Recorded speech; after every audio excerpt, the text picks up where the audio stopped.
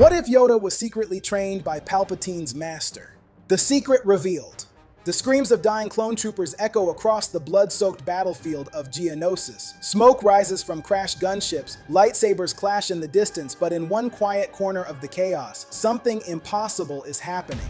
Master Yoda kneels beside CT-7567, a clone trooper whose chest has been torn open by droid blaster fire. The soldier's eyes are glassy. His breathing has stopped. By every measure known to medical science, he is dead. Yoda places his small green hands over the massive wound. His eyes close in concentration. Master Yoda, that trooper is gone. We need to move.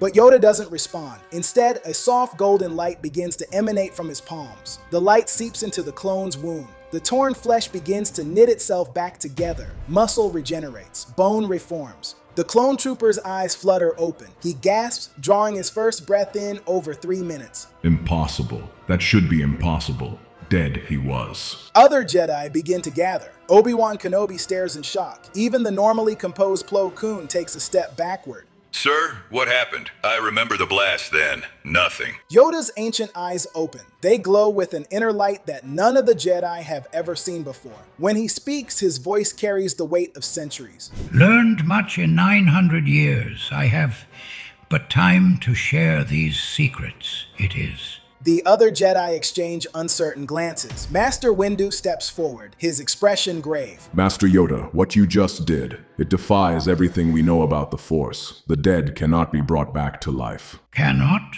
or should not. Different things these are. The Jedi Council chamber feels different somehow. The afternoon light streaming through the tall windows seems dimmer. The Force itself feels heavy. Yoda sits in his council chair, but for the first time in decades, every eye in the room is focused on him. The other masters wait in tense silence. A story, I must tell you. 60 years ago it was. A different time, a different Yoda. The chamber dissolves around them as Yoda's memories take shape. 60 years ago, Coruscant underlevels. A younger Yoda, still ancient by human standards but moving with more energy, walks through the abandoned industrial sectors, beneath Coruscant's gleaming surface. His lightsaber provides the only light in the darkness. Felt a disturbance in the Force. I had something dying, something important.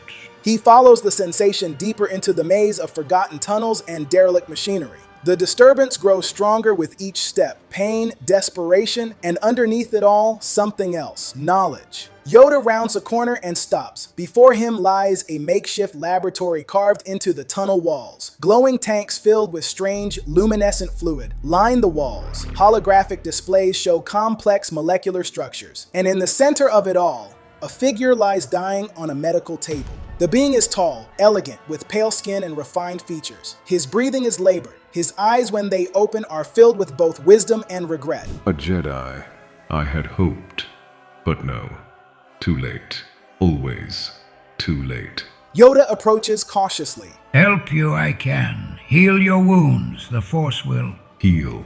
Young Jedi, I have spent 50 years learning to heal. I have conquered death itself, and yet here I lie, dying from my own success. Your name, what is it? Higo Damask. Though that name will die with me, the galaxy will remember me by another title, if it remembers me at all. Yoda looks around the laboratory. The equipment is unlike anything he's ever seen. Organic computers pulse with bioluminescent energy. Tanks contain what appear to be living midi-chlorians magnified to impossible sizes. Experimenting on the Force itself, you have been. Not experimenting, learning, understanding. The midi-chlorians are not just symbionts, young Jedi. They are the building blocks of life itself, and if you know how to speak their language. He gestures weakly toward one of the tanks. Inside, Yoda can see something that defies belief. A small creature, no larger than his hand, floats in the luminous fluid, but it's not just alive, it's being born, created from nothing but pure midi-chlorian manipulation.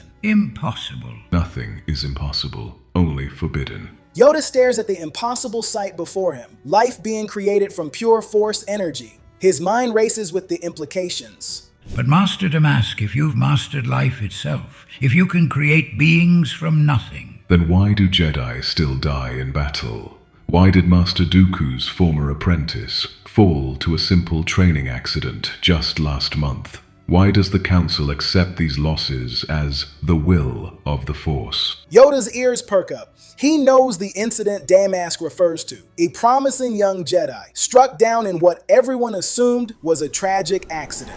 Because the Council chooses to let them die, young one. They fear what we could become if we truly embraced the power the Force offers us. Despite the warnings, despite the obvious dangers, Yoda finds himself returning to Damask's laboratory night after night. The knowledge is too tempting, the possibilities too vast. Teach me, but teach me to do it safely, to use this power without the terrible cost. Perhaps there is a way, but it will require perfect control, perfect understanding, and above all, perfect secrecy. The training begins in earnest. Damask teaches Yoda to perceive midichlorians not as simple organisms, but as a vast, interconnected network of consciousness. He learns to communicate with them directly, to negotiate with them, to convince them to bend the rules of biology.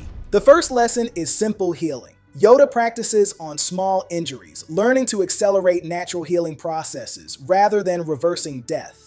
The midichlorians respond to his requests, knitting tissue back together, fighting off infections, restoring damaged organs. Good.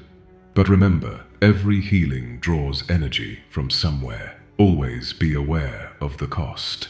The second lesson is more complex, life extension. Damask shows Yoda how to convince midichlorians to slow the aging process, to repair cellular damage before it becomes critical, to maintain the body in a state of perfect health. This is how I've lived for over a century, and how you, young Jedi, could live for 1,000 years or more. The third lesson is the most dangerous, creation. Under Damask's careful guidance, Yoda learns to gather midichlorians from the environment and convince them to form new patterns, new life forms, simple organisms at first, a bacterium, a small plant, eventually more complex creatures. The ultimate expression of this power would be to create a being with a high midichlorian count. A Force-sensitive being, born not from natural reproduction, but from pure will and knowledge. A chosen one, created rather than born. Exactly. But such a creation would require enormous amounts of life force. The cost would be... He doesn't finish the sentence. He doesn't need to. Months pass. Yoda's abilities grow stronger. He learns to hide his new knowledge from the other Jedi, to use his powers subtly, sparingly, a healing here, a life extension there. Nothing dramatic enough to draw attention. But Damask grows weaker with each lesson. The cost of teaching, of demonstrating these techniques, is draining what little life force he has left. Master Damask, this power to create life, to reverse death itself. Yoda's mind fills with possibilities. Every Jedi who has ever fallen, every innocent who has died in the wars he's witnessed. Could we not save every Jedi who falls? Could we not end death itself throughout the galaxy? End death. Young fool, we would become gods. And the Force does not forgive gods. On what will be their final night together, Damask attempts to demonstrate the ultimate technique, true resurrection. Not just healing or life extension, but bringing back someone who has been dead for days. The subject is a Coruscant street rat who died of disease. Damask has preserved the body in one of his tanks, waiting for this moment. Watch carefully, young Jedi. This is the pinnacle of our art. True mastery over death itself. He places his hands on the tank, his eyes close in concentration. The fluid begins to glow with blinding intensity. Yoda can feel the midichlorians throughout the laboratory responding, their energy being drawn into the resurrection attempt. For a moment, it works. The dead being's eyes open. Its chest rises and falls. It looks around in confusion and fear. But then something goes wrong. Damask screams, his body convulses. The carefully maintained balance of his own life force, extended far beyond its natural span, suddenly collapses. He ages decades in seconds. His hair turns white, his skin becomes papery and thin. The resurrected being in the tank dies again, its brief second life snuffed out as quickly as it began. The price, I never told you the true price. Yoda rushes to his side, but Damask waves him away. Every life we save, every death we prevent, every moment we extend beyond its natural span, we steal that life force from somewhere else, from someone else. The galaxy itself is dying, Yoda, and we are the cause. His eyes, now clouded with age and approaching death, fix on Yoda with desperate intensity. Promise me you'll find a way to undo what I've done. What we've done. The knowledge I've given you. It's not a gift, it's a curse. And someday, someone will have to pay the full price for our arrogance. With those words, Higo Damas dies. His body crumbles to dust. The unnatural life extension finally ended. Yoda stands alone in the laboratory, surrounded by the fruits of forbidden knowledge, carrying secrets that could reshape the galaxy or destroy it. As Yoda looks around the laboratory, he notices something horrifying for the first time. The walls aren't just corroded from age, everything within miles is dead. Plants, animals, even the midi-chlorians in nearby beings have grown weaker. What have we done?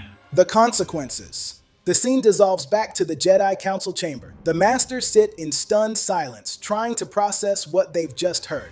For 50 years, hidden this knowledge, I have used it sparingly, only in the most desperate moments. Master Yoda, you've been using forbidden techniques for half a century, techniques that you knew were dangerous. Saved lives, I have. Extended my own existence, prevented tragedies the Council accepted as natural. The missions where you seem to know things before they happened, the times you arrived just in time to prevent disasters. You were using these abilities. Felt the disturbances in the Force network, I did. Saw the patterns Damask taught me to recognize. Prevented deaths that would have occurred otherwise. But the cost, Master Yoda. You said every use requires payment. Where did that payment come from? Careful, I have been. Small healings only, minor life extensions. Thought I could control it, thought I was different from Damask. But you weren't. No, addictive the power became. Each use easier than the last. Each justification simpler to make. Just this once, I told myself. Just to save this one life. But once you've tasted the power to be a god. He trails off, his ancient eyes distant with memory. The more I used it, the more the Force demanded in payment. Plants withering in my wake, small animals growing sick, even other Jedi, weakened without knowing why. The chamber falls into horrified silence. The implications of what Yoda is saying begin to sink in. Master, how many beings have died to fuel your mercy? Know for certain I do not. Hidden the cost from myself. I did. Convinced myself that the lives saved were worth the price paid by others. Anakin Skywalker suddenly enters the chamber, summoned by an urgent message. He sees the Council's grave faces and feels the tension in the Force. Masters, what's wrong? I felt a disturbance. Yoda looks at him with ancient sadness and something that might be relief. Young Skywalker, about you, this story is about the choice that awaits you. Anakin's eyes widen as he senses the weight of whatever revelation has shaken the Council. Master Yoda, what choice? What's happening? Your mother's death, young Skywalker. Prevent it, I could have. Taught you the techniques Damask showed me. But know the cost. I did not fully. You could have saved her? Yes, but at what cost? That learned only recently I have. Began training you in secret I did. Small lessons. How to accelerate healing. How to sense life force patterns. Remember the meditation exercises? The advanced Force techniques? You said they were ancient Jedi arts. Techniques passed down from the earliest masters. Lied, I did. Prepared you, I was. For the day when greater power would be needed. Master Yoda, you've been training Skywalker in Sith techniques? Not Sith. Older than Sith and Jedi both. The raw manipulation of life itself. The power that existed before the Force was divided into light and dark. Anakin, the nightmares you've been having about Padme. Visions they are, but not of what will be, of what could be prevented, if willing to pay the price young Skywalker is. What price? Master, if you can save Padme, if there's a way to prevent her death, I'll pay anything. That is exactly what Damask said, what I said, what every student of these arts believes, that any price is worth paying to save the ones we love. The ancient Jedi Master rises from his chair with obvious effort. But learn the truth I have. Some prices too high to pay they are. Some costs destroy more than they save.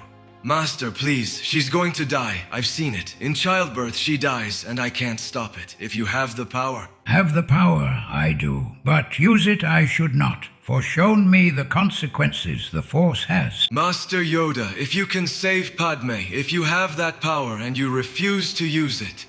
Save her I can, but know this, young Skywalker. Every being I have saved over 50 years carries the same curse. Are you prepared to damn the woman you love to spare her life? Hold on. If you're thinking this is getting absolutely insane, you're right. If you're enjoying this wild theory, smash that like button right now. I want to know in the comments, did you ever suspect Yoda might be hiding something this massive? Subscribe because this story is about to get even crazier. Drop your own what if ideas below. What other Star Wars secrets should we uncover? The time has come. In labor, Senator Amidala is dying, as your vision showed. No, we have to help her. We have to do something. Help her we can, but understand the choice you must. See the true cost of this power you will. To the medical center we go. There show you the true power I will, and the true cost. The Council follows Yoda through Coruscant's corridors with grim determination. At the medical center, they find chaos. Padme lies unconscious on a medical table, her life signs failing rapidly. The medical droids work frantically, but their efforts are clearly futile. She's losing too much blood. Massive internal hemorrhaging. We're losing her. Padme, stay with me. Please don't leave me. But her breathing is shallow, her skin pale. The monitors show her life force fading with each passing second. Step back, young Skywalker. Witness what your training has prepared you for. He places his small green hands over Padme's body. The same golden light from Geonosis begins to emanate from his palms, but this time it's different, brighter, more intense, more desperate. The light seeps into Padme's body. Her wounds heal instantly. Her breathing stabilizes. Color returns to her cheeks. The twins are born healthy and strong, their cries filling the medical center.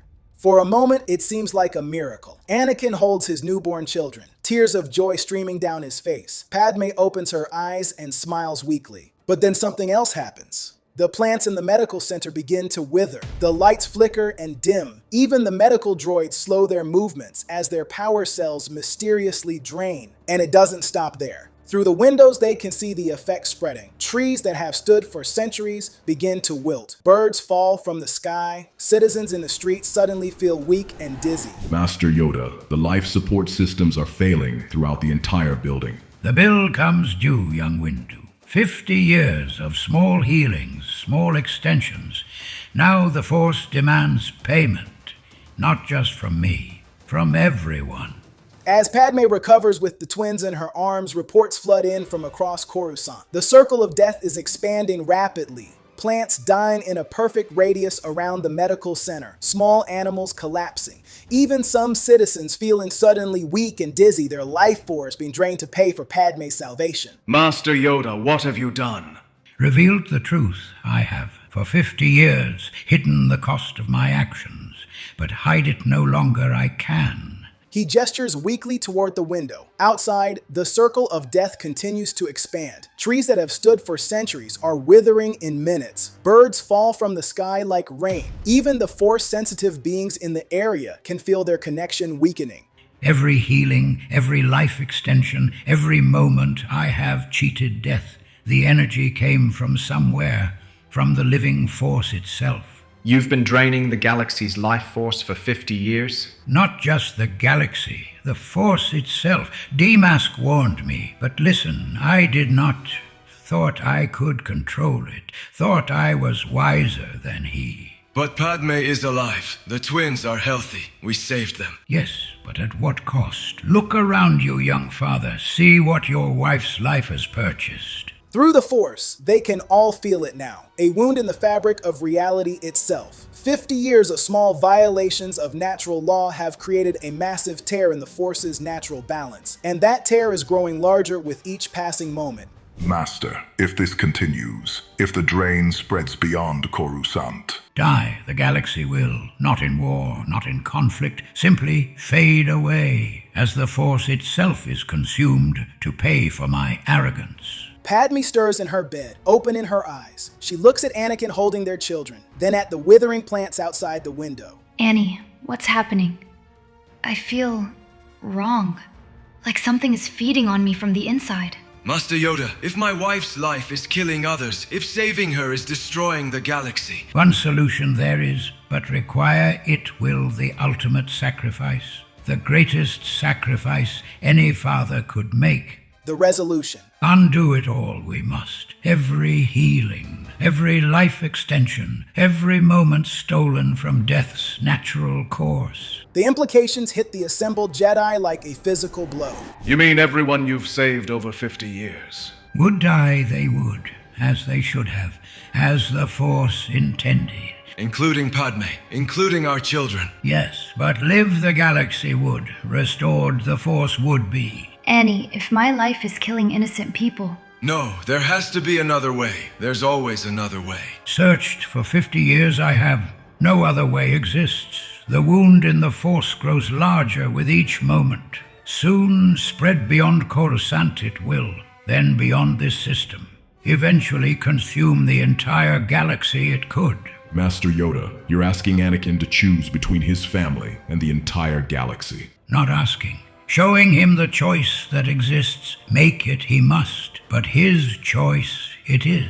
Anakin stands at the window, watching the circle of death expand across Coruscant's surface. His newborn children sleep peacefully in his arms, unaware that their very existence is slowly killing everything around them. Master, you said I was the chosen one, that I was meant to bring balance to the Force. Balance, yes, but not through victory, through sacrifice. The greatest sacrifice any being could make. What do I have to do? Heal the wound in the Force, you must, but require it will, the death of every person I have ever saved, including your mother had I saved her, including your wife, including yourself. Not about taking life force, this technique is about giving it back, returning what was stolen, restoring natural balance. But Master, if I do this, if I heal the Force... Die they will, your wife, your children, everyone whose life was extended beyond its natural span. But choose, you must, your family, or everything else. Anakin looks down at his sleeping children, then at Padme, who watches him with understanding in her eyes. Annie, I can feel what's happening. This isn't really life, it's something else. Something that's slowly killing everything around us. Padme, don't ask me to. I'm not asking you to do anything. I'm telling you that I understand. And whatever you choose, I'll support you. Anakin closes his eyes, feeling the Force around him. Not just the light side or the dark side, but the raw, fundamental energy that connects all living things. And he can sense it clearly now. The massive wound that 50 years of good intentions have torn in reality itself. Teach me how to heal it. Dangerous it is. Require all your strength. It will survive it. You may not. I understand. The lesson is brief but intense. Yoda shows Anakin how to perceive the wound in the Force, how to gather his own life energy, and how to use it to repair the damage rather than cause more. Ready, are you? Anakin looks at his sleeping children one last time. He kisses Padme's forehead tenderly. I love you. I know, and I love you for making the right choice. Anakin places his hands on the floor of the medical center. He reaches out through the Force, feeling for the wound at the heart of everything. When he finds it, the pain is overwhelming. 50 years of accumulated damage, a tear in the fabric of existence itself. He begins to heal it. Golden light erupts from Anakin's body, but this time it's different. Instead of taking life force from the environment, he's giving his own, pouring his entire being into repairing the damage. Master, I don't think I'm going to survive this. Survive you will, but changed you will be, as it should be. The healing process is agonizing. Anakin feels his own life force flowing out of him, filling the wound in the Force, restoring the natural balance that has been disrupted for 50 years. Around him, the effects of the healing begin to manifest. The withering plants outside start to recover. The dying animals stir back to life. The Force itself seems to sigh in relief as natural order is restored. But as the healing progresses, the artificial extensions of life begin to reverse. Padme's breathing becomes labored as the unnatural energy keeping her alive fades away. But instead of fear, her face shows peace. It's okay, Annie. This is how it should be. This is natural. She closes her eyes and becomes one with the Force, peacefully and naturally as she was meant to do. The twins, born through artificial means, begin to fade as well. But as they do, something unexpected happens. Their life force doesn't disappear. Instead, it merges with Anakin's, healing him, restoring him, giving him the strength to complete the healing. Understand now, do you? Sacrifice, true sacrifice, the Force rewards. Given freely, their lives were to save their father, to save the galaxy. Anakin collapses, unconscious but breathing. The golden glow fades from his body. His connection to life manipulation has been severed completely. But he's alive, and more importantly, he's at peace. They're gone. Gone from this form they are, but part of you they remain, always. Yoda himself begins to age rapidly as his own artificial life extension comes to an end. But unlike Damask's violent death, this is peaceful, natural, the way it should be. My time it is. But learn the lesson, finally, I have. Some powers too dangerous to use, they are. Even with the best intentions. The wound in the Force closes completely. The circle of death stops expanding and begins to reverse. Life returns to Coruscant, but it's natural life, balanced life. Life that doesn't require the death of others to sustain it. Master Yoda, what about the prophecy, the chosen one bringing balance to the Force? Fulfilled it you have, not through power, through sacrifice, not by conquering death, but by accepting it. True balance, this is. 10 years have passed since that day in the medical center. The galaxy has healed from the wound that nearly destroyed it. The Force flows naturally once again, unmanipulated and uncontrolled.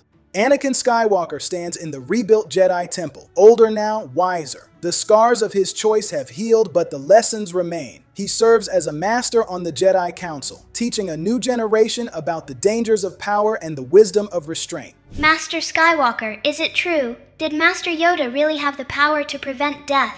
He had the power to delay death, young one, to steal moments from the natural order, but prevent it. No, death isn't the enemy. It's part of the balance. But if he could save lives, why didn't he use that power more often? Because every life he saved came at the cost of others. Every moment he stole from death had to be paid for by the living. He learned eventually that some prices are too high to pay. The Padawan nods thoughtfully and walks away, leaving Anakin alone with his memories. You still miss them.